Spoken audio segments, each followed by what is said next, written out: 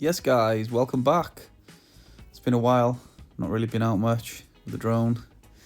Today we're back in St Helens town centre, where as you can see on the left we're passing the town hall, obviously, which looks always very nice, looking good, for a very clean area. And then when you venture out of the area to Eccleston, Parr, Fingerpost, you start seeing roads that are not fixed, buildings that are literally falling apart.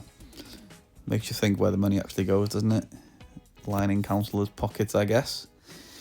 But anyway, this one here is a little video of the bus station area, and obviously the pub that was, I think it was called the Swan. So yeah, just a little video to show now what it looks like as demolished. But yeah, anyway guys, enjoy the video.